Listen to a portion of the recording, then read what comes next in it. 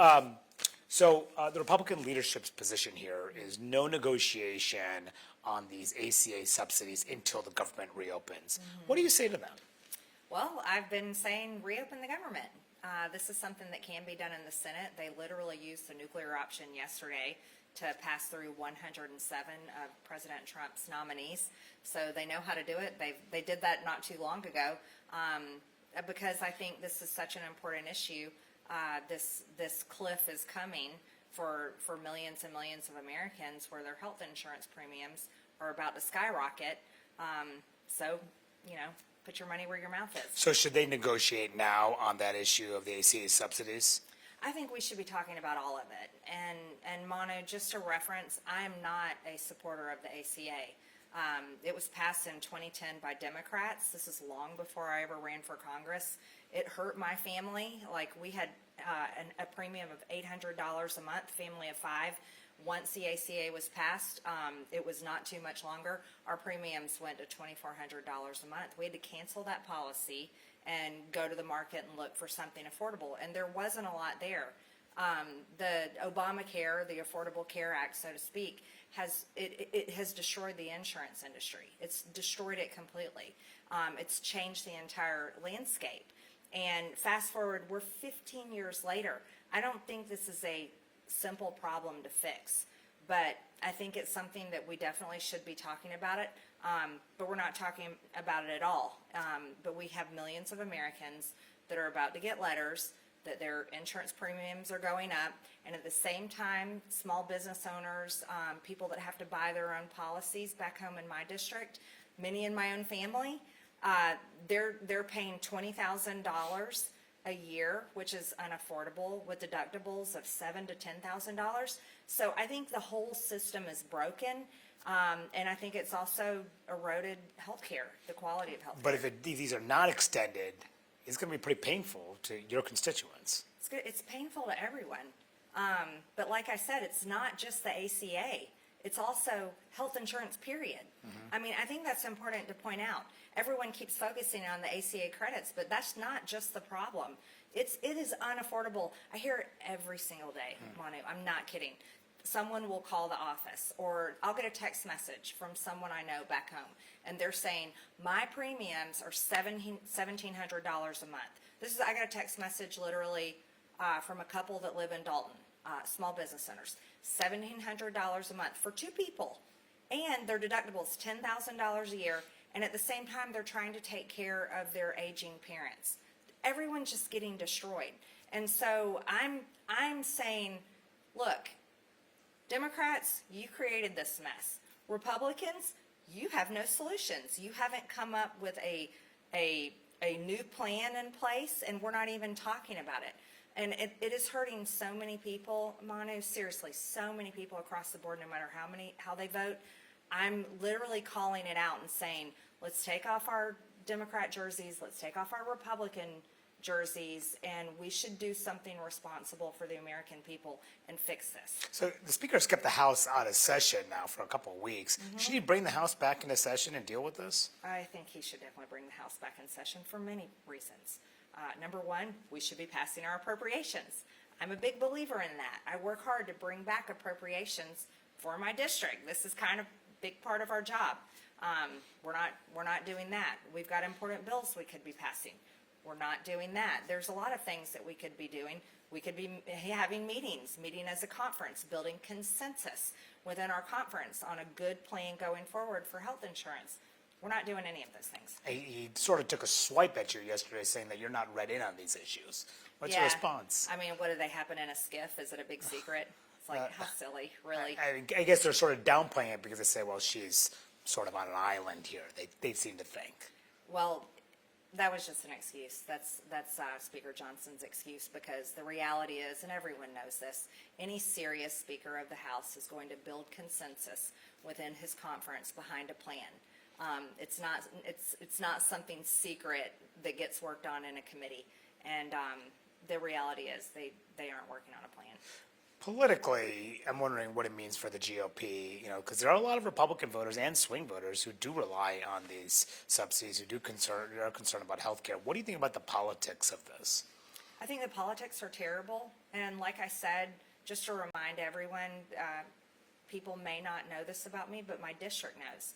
When I ran for Congress, I literally ran for Congress saying, I'm mad at Republicans. They never do what they promise they're going to do. I want to hold Republicans accountable. I want Republicans to do the job. You know, and I sincerely mean that. I meant it back then in 2020. I still mean it now. And that's why I'm willing to talk about it. But I think the politics I think they're bad. I don't think anyone is sitting at home going, oh, this is great that Republicans and Democrats have the government shut down and they're not discussing anything to fix it. Democrats are saying continue to grow the debt with ACA tax credits, and Republicans are just calling it a Schumer shutdown. So I don't think anybody is winning here, and I think it's failure, and I personally don't like it. And how much do Republican voters too rely on these subsidies from what you've noticed? How many are Republican voters also benefiting from having these subsidies in place under the Affordable Care Act? I don't know the numbers on that, but I think it's just Americans across the board. There's millions of Americans that have insurance through the ACA, but there's also the middle class has been completely destroyed by having to pay high insurance premiums, like I've talked about, $1,800, $1,900, $2,000 a month. These are prices that families just can't afford. And it's also very personal for you too, because of your children. Yeah, of course. My kids, my family members, my friends, my neighbors. I'm not one of those politicians that came up in the political circles. That's not my circle of friends. That's not my family. As a matter of fact, I didn't even go to Republican meetings before I ran for Congress in 2020. I very much came on the outside. So my circle of people are regular people, and they're affected big time by all of this. And again, I want to reiterate, not just ACA tax credits, health insurance, high cost of health insurance, period. It's a huge problem across the board. Some people may see, you've broken with your party on the Epstein issue and on Israel, Ukraine. You've been very outspoken on that as well, and now on this too. What do you say to some folks who would be surprised in Marjorie Taylor Greene and breaking from her party on some major issues? They weren't listening to me from the beginning. What do you mean? They just didn't know me. I think a lot of people have taken me in other people's framing of me, or maybe in short clips, but if they're surprised that I'm willing to be outspoken on basically issues that I think are right and wrong, they just didn't know me from the beginning. You've been such a close ally of the president's. Are you worried about being on the opposite side of him on some of these issues? I've supported the president for the longest time. I was one of the only Republicans in Washington that did not turn my back on him after January 6th. I traveled the country spending millions of my own dollars supporting Donald Trump, helping him get elected. And I think I'm still supporting him now by saying Republicans in the House and Senate need to do their job and come up with a solution for the American people. And I'm supporting him with my policies. Being against the Ukraine war, he was saying he wanted to end that war from day one. Being against foreign wars, he's always said he's against foreign wars. So a lot of my stances actually support the president a lot more than perhaps maybe some people on his own White House staff and a lot of these Republicans that just put their MAGA hats on literally a year ago. Yeah, I wonder, do you think that he's maybe straying from some of those MAGA principles that you're fighting for? I've never speak on behalf of the president, but I don't think he's always getting the best advice. From his staff? Possibly, yeah. Do you think in this fight, in the government shutdown, he should negotiate with Democratic leaders on these issues, bring them into the White House, and do that? Do you think that it's up to he should be more centrally involved in this? I'm hoping so, and I don't know. Maybe they are talking on this again. It doesn't seem that way. Well, it doesn't seem that way, right? I hope that they are. I hope they're going to have those conversations. But I think the reality is that Republicans have the White House, the House, and the Senate, and just like we saw Democrats do just a few years ago, they were willing to override the filibuster in the Senate to vote on the Voting Rights Act. They only lost that vote by 2 Democrats, Sinema and Manchin. The Democrats will definitely use that power again if they ever regain control. I think Republicans should be willing to be courageous enough to override the filibuster and get things through.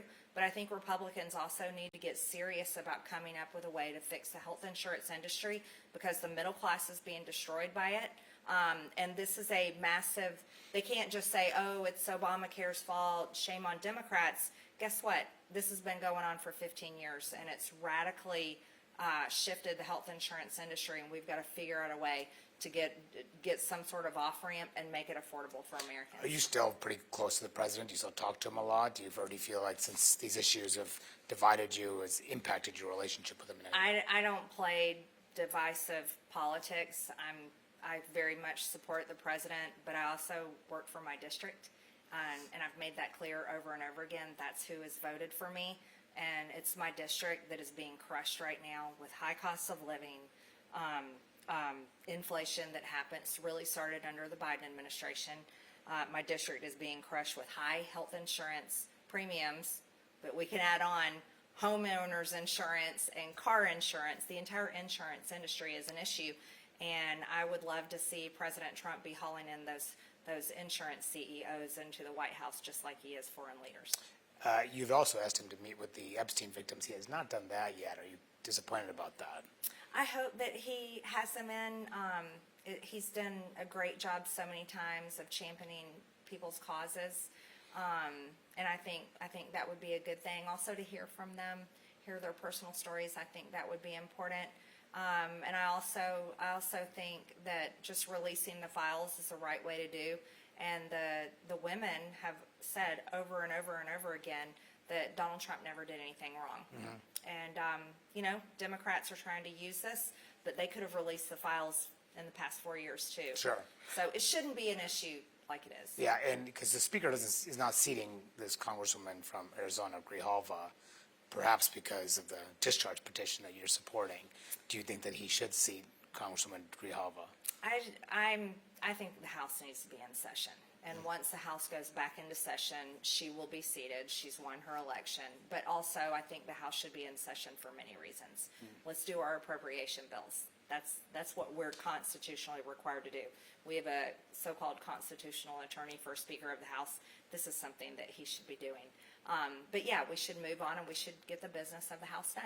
Do you think the House GOP leadership, and I'll let you go in a second, but just when we talk about the midterms and everything that you guys are doing, are they making the best case to voters about why Republicans should be in the majority? I'll tell you how I vote. I think of it like rehiring someone that has worked for me. Do I think they've done a good job?